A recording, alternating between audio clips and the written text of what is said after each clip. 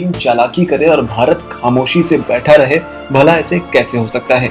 भारत ने एक बार फिर एक ऐसा कांड कर दिया है जिसके बाद चीन बुरी तरीके से बौखला गया है और भारत की तरफ से ये कारनामा करने का काम किया है तेजिंदर पाल सिंह बग्गा ने, जो अब तक दिल्ली की राजनीति में आए दिन छाए रहते थे। अपनी किसी न किसी हरकत से वो विरोधियों को छकाए रहते थे, लेकिन इस बार उन्होंने चीन की ही पूंछ पर पैर रख दिया है, जिसके बाद चीन पूरी तरह तिलमिलाया हुआ है।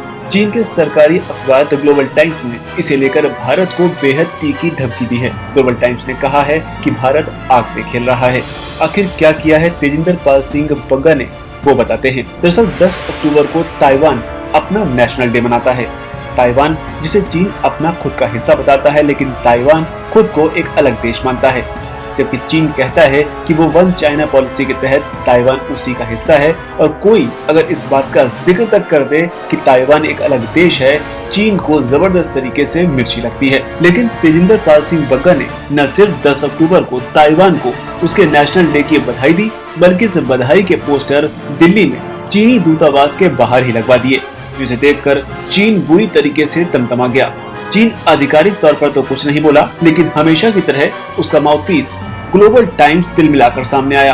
ग्लोबल टाइम्स ने जानकारों का हवाला देते हुए क्या कुछ कहा, वो भी जानिए। ग्लोबल टाइम्स ने लिखा, भाजपा नेता ने ये कदम ऐसे समय पर उठाया है जब भारतीय मीडिया ने ताइवान के नेशनल डे का समर्थन किया है। साथ ही भारतीय विदेश मंत्रालय के अधिकारी भी भारतीय मीडिया के वन चाइना पॉलिसी का सम्मान नहीं करते हुए अपने विचारों को प्रकाशित करने के अधिकारों का समर्थन करते हैं। इन शॉर्ट बताएं तो भारतीय विदेश मंत्रालय भी इस बात से इत्तेफाक रखता है कि भारतीय मीडिया ने जो कुछ भी किया वो उसका अपना अधिकार है। हालांकि दोस्तों, आपको बता दें कि यहाँ पर जिस भारतीय मीडिया का जिक्र हो रहा है, ये वो वाक्य है जिसमें हाल ही में भारतीय मीडिया ने बाकायदा एक डॉक्यूमेंट्री बनाकर ताइवान के नेशनल डे को सेलिब्रेट किया था। और तब भी चीनी दूतावास ने बाकायदा एक खत लिखकर भारतीय मीडिया को नसीहत देने की कोशिश की थी, जिसके जवाब में भारतीय विदेश मंत्रालय ने इसकी कड़ी निंदा करते हुए साफ कहा था कि भारत एक स्वतंत्र मुल्क है और यहाँ पर मीडिया की आजादी का खास ध्यान रखा जाता है। हालांकि ताज़ा मामले का जिक्र करते हुए ग्लोबल टाइम्स आगे कहता है, भारत का ताइवान के सवाल पर भड़काने का प्रयास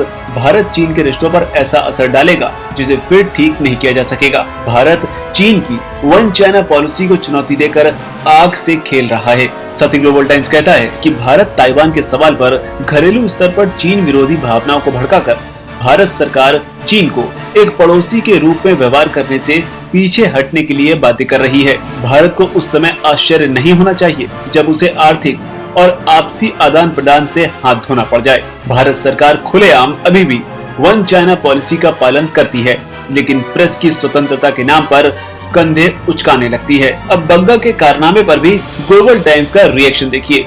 ग्लोबल टाइम्स कहता है कि भाजपा अनैतिक तरीके से भारत चीन तनाव के बीच ताइवान के सवाल को भड़का रही है।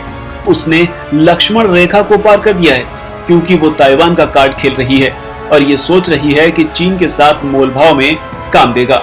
ये उकसाने की कार्रवाई भारत के लिए कुछ भी अच्छा नहीं लाएगी और केवल पहले से धरातल पर चल रहे द्विपक्षीय तनाव को और भड़काएगी।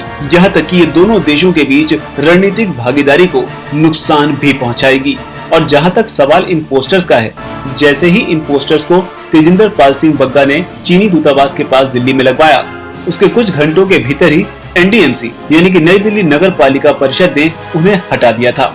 लेकिन तब तक तेजिंदर पाल सिंह बग्गा ने इनकी तस्वीर खींचकर इन्हें सोशल मीडिया पर वायरल कर दिया, जिसके बाद ही ग्लोबल टाइम्स का रिएक्शन आया।